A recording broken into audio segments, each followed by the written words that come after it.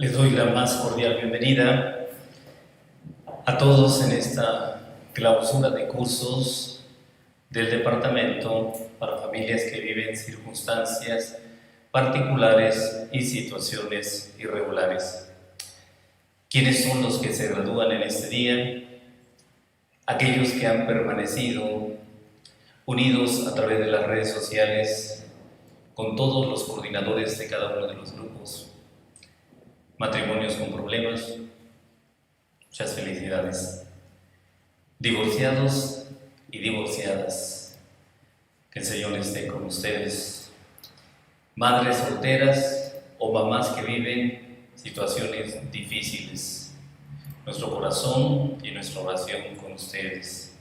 También se clausuran los cursos de matrimonios que viven en unión libre.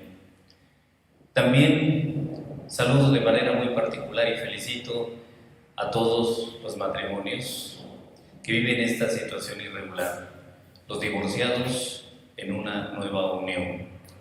También tenemos un grupo que se clausura de solteros y de solteras, y aquellos jóvenes que viven en familias fracturadas. También hoy este día clausuramos los grupos de divorciados y de divorciadas.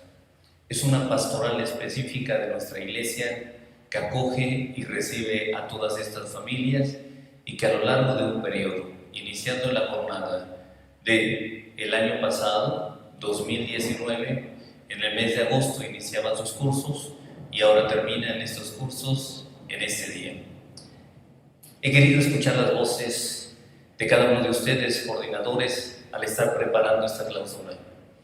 Y, de acuerdo a las solicitudes, pidieron que se les diera un tema.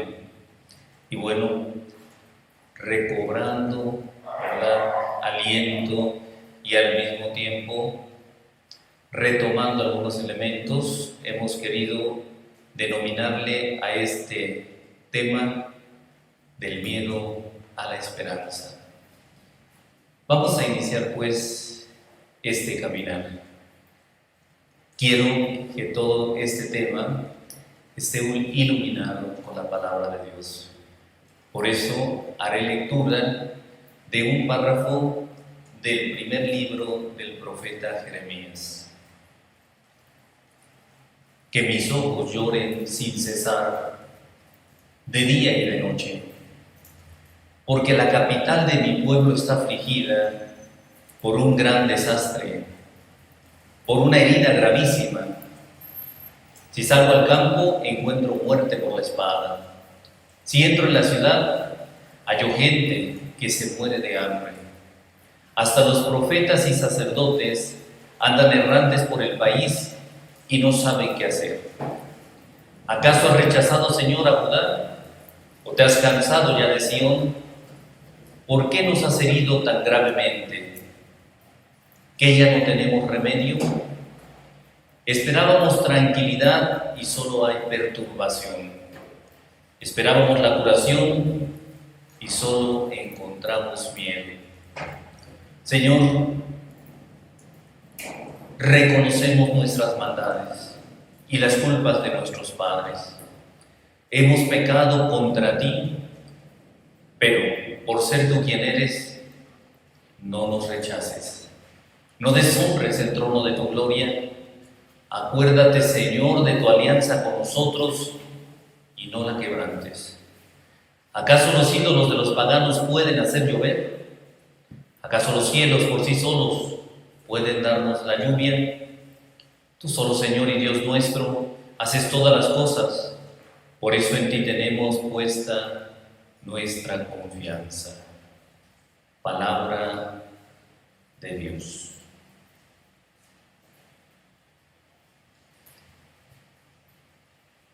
Retomando, mis hermanos, cada uno de los elementos del texto, quisiera hacer una analogía entre lo que el profeta Jeremías vio en aquel tiempo y lo que nosotros estamos viviendo actualmente.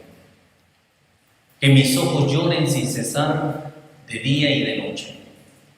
porque la capital de mi pueblo está afligida por un gran desastre, por una herida gravísima.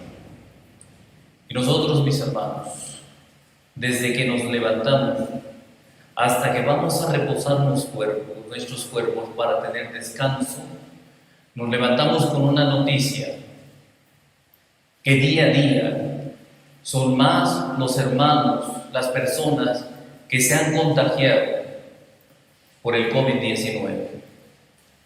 ¿Qué es más lo que estamos viendo en este momento? ¿Qué se vive alrededor nuestro? ¿O qué está usted viviendo también en este tiempo? La gente está viviendo depresión. Y de manera muy particular se vive esta depresión porque son eventos negativos que llegan a nuestra vida y que no sabemos cómo enfrentarlos. Pues ¿quién estaba preparado para una situación como esta? ¿En dónde lo estudiamos? ¿De qué manera estuvimos nosotros, verdad? Obteniendo el conocimiento para que cuando viniera una pandemia supiéramos de qué manera vamos a responder.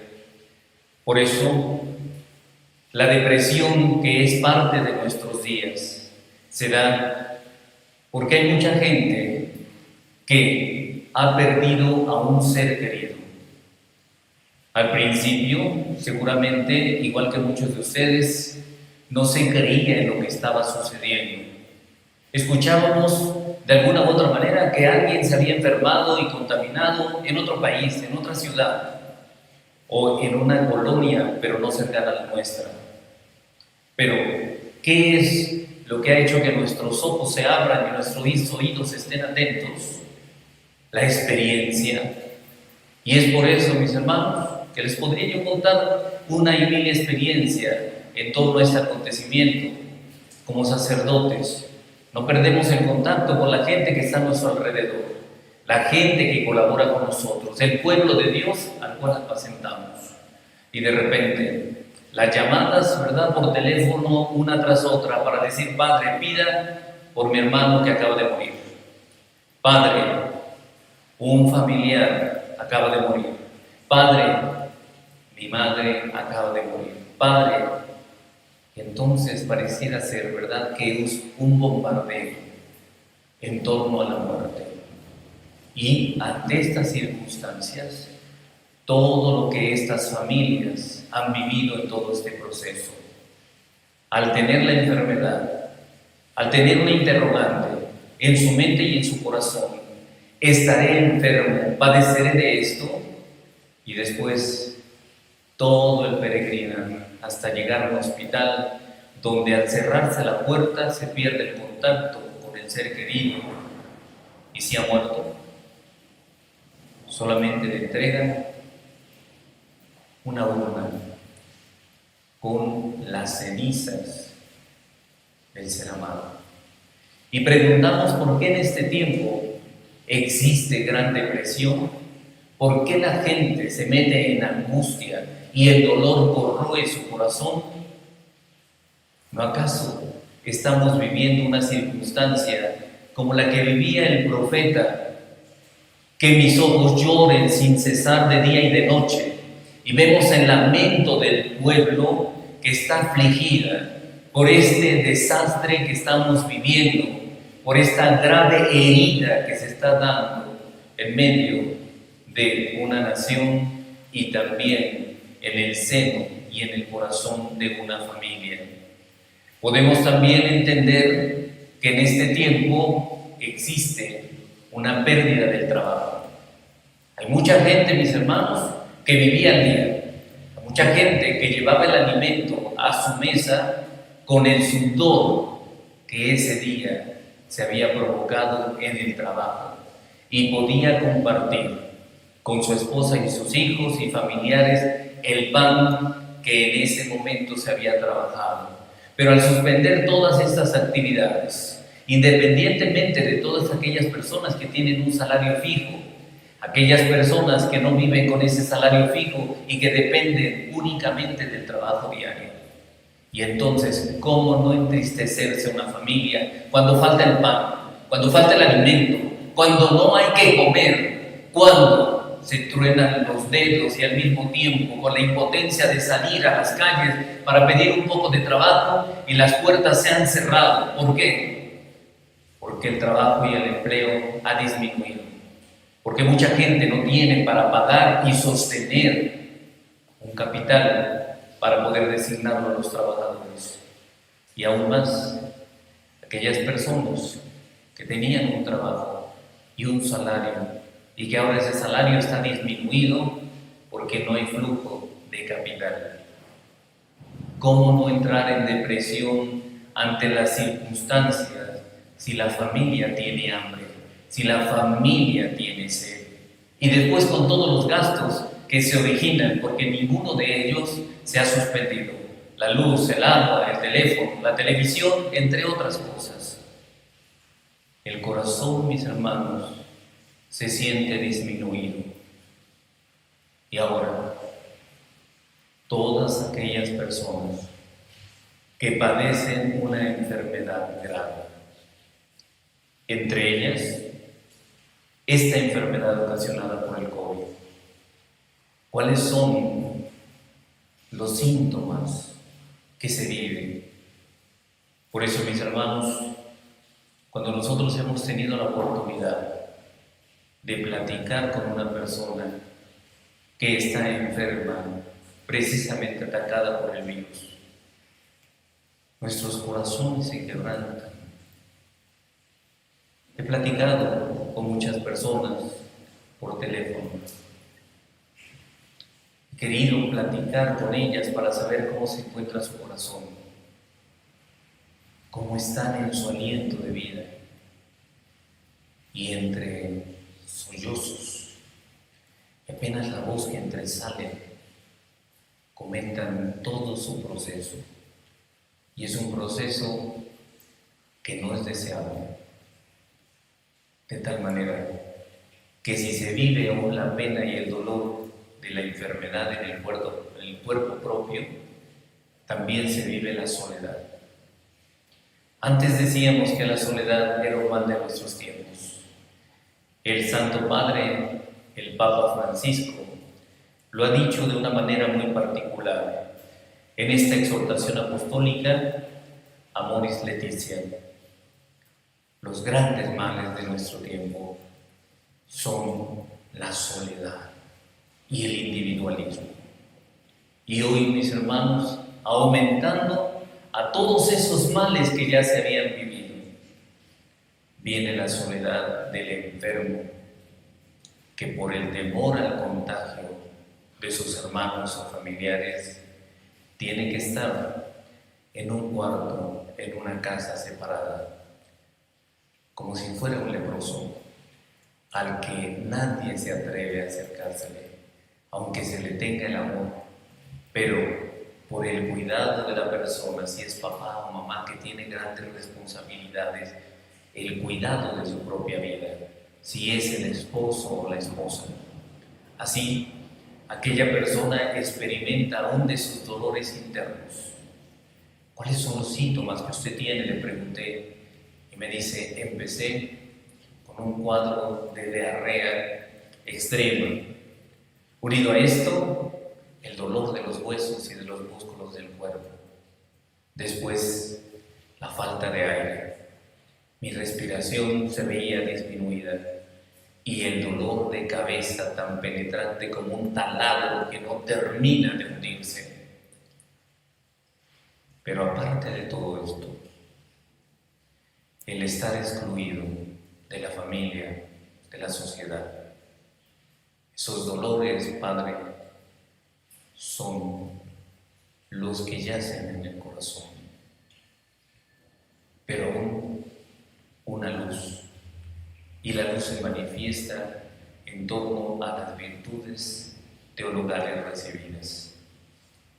La gente se estresa por estos periodos tan largos que tenemos de incertidumbre.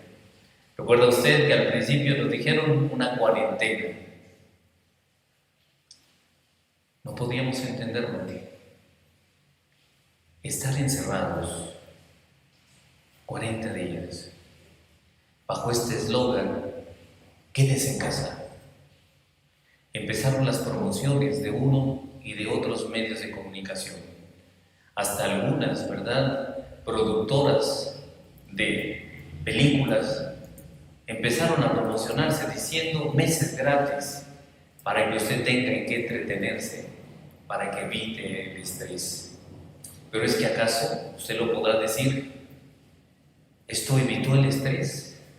El que estuviera delante de un televisor mirando y escuchando historias, ¿acaso calmó la ansiedad que había en su corazón? Sino que creó mayor ansiedad. ¿Qué vamos a hacer? Y ahora que termine esta serie, que quizás estoy metido en ella, ¿qué va a hacer de mí? Y mucha gente dependía de una serie en su estado de ánimo. Era meterse a otra vida para olvidarse de la vida propia, que no teníamos propiamente hacia dónde continuar, hacia dónde ir. La gente que vive en pequeños lugares, 4 paredes, que pareciera ser que se convirtieron en rejas, donde no nos permitían realizar nuestras actividades y por lo tanto guardar nuestra libertad física. Esas son las realidades. Por eso tan importante lo que dice el profeta, que mis ojos lloren sin cesar, porque mi pueblo está totalmente afligido por un gran desastre, por una gravísima herida. Y efectivamente seguimos viendo, mis hermanos, que esa herida se manifiesta constantemente. Por eso yo les quiero decir a cada uno de mis hermanos y mis hermanas que me están escuchando, que usted seguramente ha vivido periodos de depresión. Son situaciones tan humanas. Es una manera de reaccionar. Por eso se dice que la depresión es un trastorno psicosocial, donde influyen los factores biológicos, los factores ambientales y todos los factores psicológicos, lo que aquí en nuestra mente está sucediendo. Pero ante esta realidad, ¿con qué nos podemos encontrar? Aparte de la muerte, de la enfermedad, de la depresión, también nos encontramos, mis hermanos, en cuadros de ansiedad. Y estos cuadros de ansiedad pueden variar dependiendo precisamente de la construcción de la persona. Pero ¿cómo se presenta la ansiedad en nuestros días? Bueno, la ansiedad puede ser una preocupación en torno a los impactos de los acontecimientos que estamos viviendo. Y es que ¿acaso esto no es un impacto? ¿Es que acaso no es esto un accidente? ¿No es acaso truncar la vida? Por eso el organismo reacciona con ansiedad, y esa ansiedad es una preocupación. Por eso el hombre en este tiempo piensa demasiado. Y es cierto, la iglesia les ha invitado una y otra vez a que, mis hermanos, a reflexionar sobre su vida, a ser altos, a hacer una introspección, mirar hacia adentro. Pero eso sería en el ámbito propiamente normal. Pero en este tipo de vivencia se piensa demasiado en los planes, pero todas las soluciones que se dan en torno a la ansiedad, los resultados son peores, resultados imposibles. Por eso es que usted se desgasta una y otra vez. ¿Cómo le voy a hacer? ¿De qué manera voy a solucionar? ¿Cómo debo de actuar? Y al final, ¿cómo termina después de todos estos procesos internos? Termina desgastado, termina saturado y ve una vida totalmente gris, una vida que no se manifiesta en su plenitud y su totalidad. Por eso, mis hermanos, diferentes instituciones han puesto al servicio de la comunidad esta ayuda psicológica. Llame para que pueda usted llegar a entender todos estos procesos internos. También la ansiedad nos permite percibir situaciones, pero esas situaciones son amenazantes para nuestra vida. Incluso se manifiestan así en nuestra percepción, cuando realmente las situaciones tienen salidas diversas. Pero el hombre en la ansiedad no puede encontrar caminos que le lleven a la liberación y a la búsqueda de soluciones que sean asertivas. Por eso hay dificultad para lidiar con situaciones de incertidumbre. Y la pregunta que nosotros nos hacemos, ¿cuándo va a acabar esto? De repente, la televisión nos presenta alternativas, pero ¿no acaso llegan a confundir el pensamiento cuando de un día para otro los semáforos cambian, cuando un día para otro las realidades que nosotros vivimos son totalmente diferentes a lo que los medios nos presentan? Y entonces esta incertidumbre, 40 días, 60 días, 80 días, 3 meses y más. ¿Y cuándo se acabará esto? Y cada día, en esa dificultad en torno a la preocupación, ¿cómo vivimos todos los días? Pensando, ¿acaso seré yo el próximo? ¿Acaso alguien de mi familia tendrá que vivir esta situación? Y esta incertidumbre, mis hermanos, causa ansiedad. Por lo tanto, nos crea un temperamento indeciso y también miedo para tomar decisiones. Porque cuando se vive la ansiedad, se cree que todo tipo de decisiones que se toman son equivocadas. Por eso, podríamos nosotros continuar este análisis de la realidad.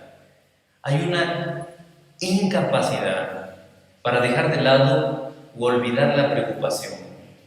Entonces, tiene que luchar mucho contra esto que es tan natural en relación a situaciones como las que vivimos. Hay una gran preocupación sobre tu seguridad o la seguridad de los seres queridos, o tal vez en ocasiones, cuando se vive la ansiedad, se cree que va a suceder algo malo y por eso el corazón se encuentra totalmente en un estado de desequilibrio. Incapacidad para relajarse, sensación de nerviosismo, sensación de excitación o de estar hasta el límite, hasta el tope. Por eso también es importante que usted sepa que en este tiempo hay una dificultad para concentrarse o hay una sensación de que la mente se pone en blanco. Ahora pues, al comentarles todo esto es para que nosotros vayamos identificándonos con cada uno de los síntomas de este tiempo al ver esta situación que estamos viviendo. Los signos y síntomas físicos propiamente pueden ser los siguientes. Hay gente que se fatiga, hay gente que tiene trastornos de sueño, que no puede dormir, hay gente que tiene tensión muscular, y aquí, si uno de los síntomas de aquella persona que ha sido contagiada, se dice que es el dolor muscular, y si la tensión causa dolor muscular, no aquella persona inmediatamente cree que se encuentra enferma y por lo tanto entra este temor en el alma de qué va a suceder conmigo, qué va a suceder con mi familia, si es usted padre o madre de familia, si muere, qué va a pasar con los hijos. Así las vivencias que tenemos en este tiempo. Hay mucha gente que de repente siente temblor en sus manos o se siente agitada, tiene un nerviosismo totalmente a flor de piel, tendencias y sobresaltos, sudoración y la misma tensión en torno a la ansiedad manifiesta estos síntomas: náusea, diarrea o síndrome de intestino irritable. Son causas propiamente que se manifiestan en torno a estas tensiones. Y quiero poner de manera muy particular un signo que seguramente usted ha visto que alguien de su familia lo manifiesta en relación a la ansiedad. irritabilidad. Fíjense ustedes que, teniendo muy en cuenta los servicios que la pastoral familiar aquí diocesana de Puebla da, he platicado con el equipo de psicólogos para que tengamos una intervención en la sociedad y dar respuestas a todas estas situaciones que se viven. Y entonces le pregunté a los psicólogos, síganme diciendo cuáles son precisamente en este tiempo todas aquellas acciones que necesitan terapia. Yo pensé que toda la línea se iba a manifestar en torno a la ansiedad, a la depresión, pero un punto que me parece muy importante es la violencia intrafamiliar. Y bueno, ahora ya tenemos una respuesta. Ante estas situaciones de incertidumbre, el hombre manifiesta ansiedad y un síntoma de la ansiedad es la irritabilidad. Entonces, en este tiempo, mis hermanos, la irritabilidad ocasiona que las familias estén en un conflicto constante, donde ella no tolera, donde ella ya no tolera, donde los hijos ya no toleran. Y entonces si él grita 3, ella grita 4 y los hijos le suben a 5. Así es como se vive en este momento, de tal manera que la intervención en torno a la psicología tendrá que manifestarse por estas líneas, de ayudarle a usted para que empiece a arrancar de raíz toda tensión, toda preocupación, toda ansiedad y al mismo tiempo, de manera terapéutica, la depresión sea encaminada para que pronto se vea una salida y una luz ante todas estas tinieblas que se manifiestan en este mundo. Así pues, creo que ya les estoy dando a ustedes algunos elementos para continuar sus procesos, porque a lo mejor usted se está identificando con esto. En casa la situación es todavía más conflictiva. Algunas personas lo dicen positivamente y eso me parece extraordinario, es gente muy madura. Hay que ver qué tipo de personalidad se manifiesta y saber también que su fe está muy firme. Hay gente que dice: esto que estamos viviendo, Padre, me ha acercado a mi familia, me ha acercado para que conozca más a mi esposa, para que esté más pendiente de mis hijos. Esto nos ha ayudado a integrarnos, a fortalecernos. Al mismo tiempo, la comunicación efectiva se ha manifestado en medio de nosotros. Nos amamos.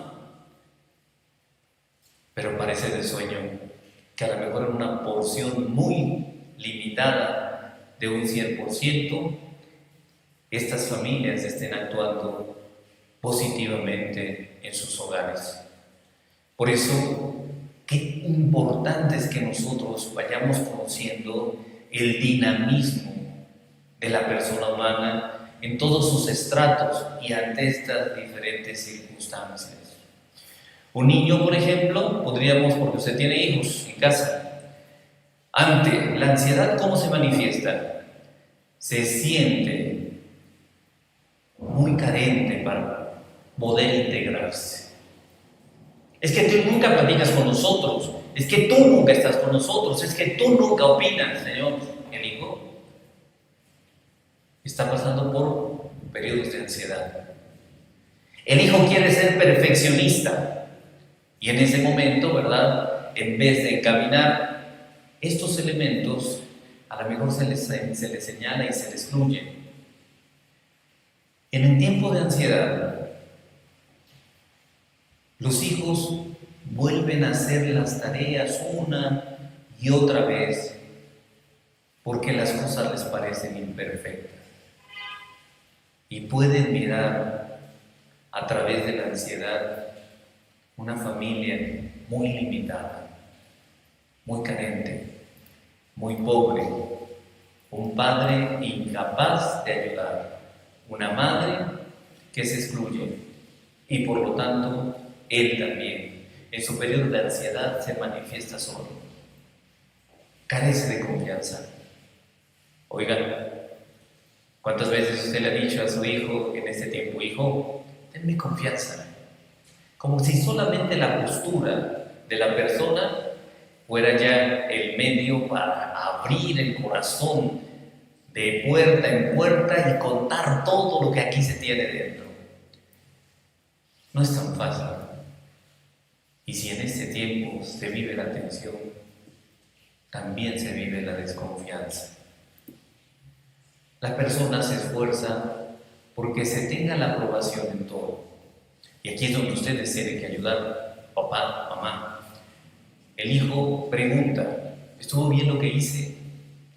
Usted seguramente, ¿verdad? Porque también está viviendo este tiempo de ansiedad y vive la irritación, le dice, es que todo te tengo, ¿verdad? Que felicitar, si es tu obligación. Cuando necesita un poco o mucho de apoyo, porque estas manifestaciones quieren decir, quiero estar cerca, quiero que alguien me ayude, quiero que alguien me impulse, quiero que alguien me dé seguridad, que alguien me abrace, que alguien me quite este temor que estoy viviendo, esta incertidumbre que en mi corazón existe. También el hijo exige demasiada atención sobre su desempeño. Pues ahora tiene usted mayor tiempo. Algunos hijos se quejaban antes porque el papá y mamá no estaban, pero ahora que está ahí en casa, pues no solamente esté usted ahí. Y aunque me salga un poquito del tema, me llamó la atención que una persona ya de años avanzados, como unos 67 años, pues todavía tenía el deseo de casarse. Ya había sido casado, pero seguía esa inquietud de seguir formando familia. Entonces se encontró a una persona de unos 73, 74 años. Se enamoraron.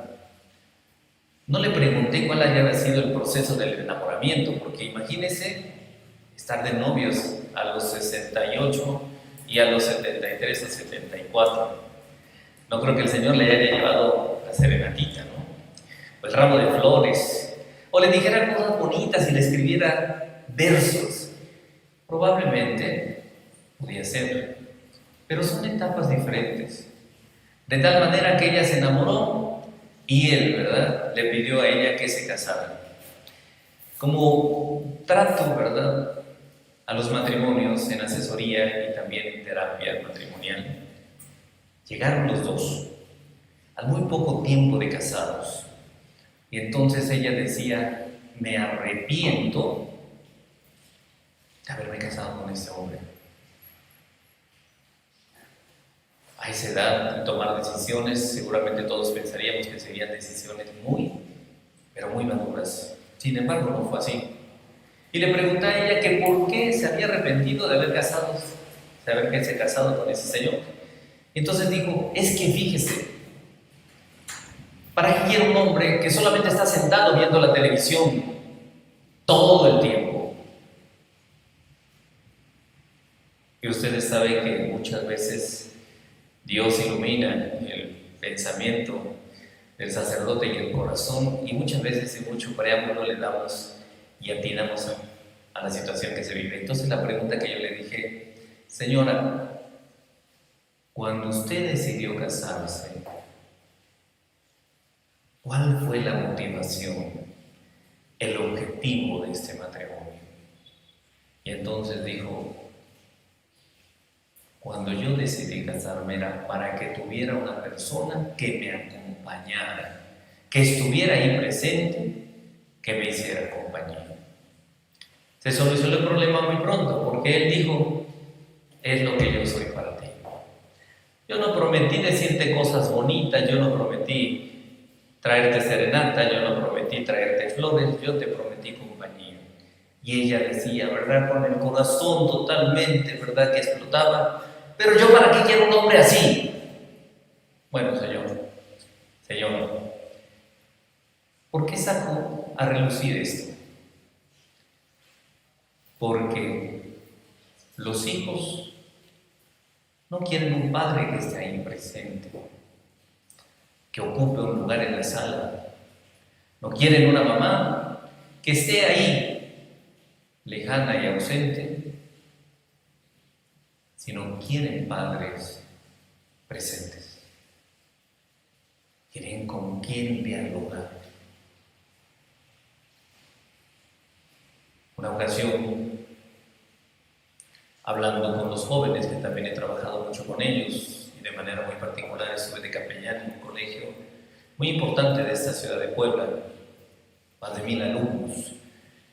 Y en la entrevista que tenía con un adolescente, le platicaba, y él mismo me comentaba cuáles eran las relaciones que tenía con papá y con mamá. La relación con papá era muy fracturada. ¿Cuáles son las frases que expresa tu padre contigo? Siempre que se acerca conmigo, mi padre me dice: quiero que seas, ¿verdad?, mi amigo, y yo quiero ser un amigo para ti. Y fíjese, sacerdote, que yo no quiero que mi padre sea mi amigo. Ante estas situaciones pareciera ser, ¿verdad?, que encontráramos un punto sano de equilibrio. ¿Por qué no quieres que tu padre sea tu amigo? Y me lo decía también, ¿verdad?, con voz fuerte, un tanto exasperado. Porque un amigo falla, yo no quiero que mi padre me falle. Porque un amigo alcahuetea, yo no quiero que mi padre, ¿verdad?, me alcahuetee. Un amigo da la espalda y yo no quiero que mi padre me dé la espalda. Un amigo se va simplemente y yo no quiero la ausencia de mi padre. Quizá por ahí los papás, ¿verdad?, con el cuidado de las palabras, recuerden esto: usted no puede ser amigo de su hijo, usted tiene que ser su padre. Por eso es que el hijo en estos periodos necesita aprobación. Los hijos también en este tiempo de depresión se manifestarán en torno a la ansiedad, con dolores de estómago o frecuentes síntomas, ¿verdad?, de dolores físicos. Por eso es necesario que en este tiempo nos demos cuenta cuáles son los males que están dentro de nuestra vida. Si nosotros vamos haciendo una síntesis, estos males afectan la capacidad de realizar ciertas tareas de manera rápida y eficiente, porque cuesta concentrarse. También, de repente, el quitarte el tiempo y el hacer que no te concentres en otras actividades. Por eso estamos en lo mismo, y en lo mismo, y en lo mismo, y en lo mismo, y no salimos de lo mismo. ¿No le ha pasado a usted que desde que inició este tiempo de la pandemia, ahora que tenemos más, ¿verdad?, momentos para arreglar las cosas en casa, han pasado más de 3 meses y usted no termina de arreglar la casa? Se ha limitado en muchas capacidades. Se siente reducido de energía. ¿Pero qué hago? ¿En qué ocupo mi tiempo? O sea, hay mucha gente, ¿verdad?, terminándose las series de Netflix, entre otras cosas. Pero me siento cansado. Es cierto, la ansiedad me ha quitado la energía y por lo tanto tengo riesgos de poder entrar en una depresión. Y yo no sé, pero si usted ha visto a una persona deprimida, la persona deprimida no quiere vivir. Quizás usted esté en una situación como esta. ¿Para qué? Y algunos más, quizás, abrazando las circunstancias, dicen: en cualquier momento yo me puedo morir. Pero no con una resignación de acuerdo a nuestro ciclo vital, sino ¿para qué sigo?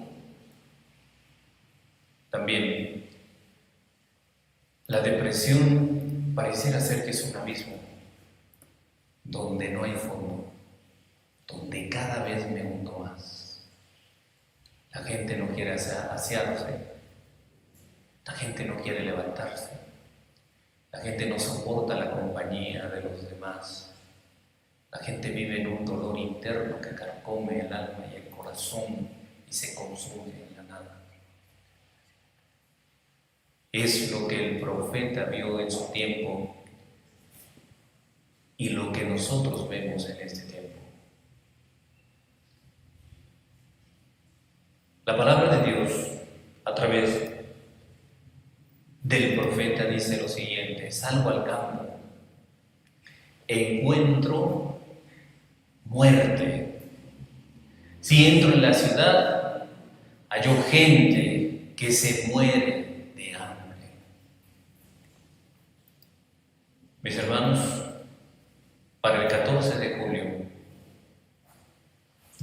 año eran 311.486 casos acumulados de personas infectadas por COVID. A mediados de este mes, 36.327 personas que perdieron la vida.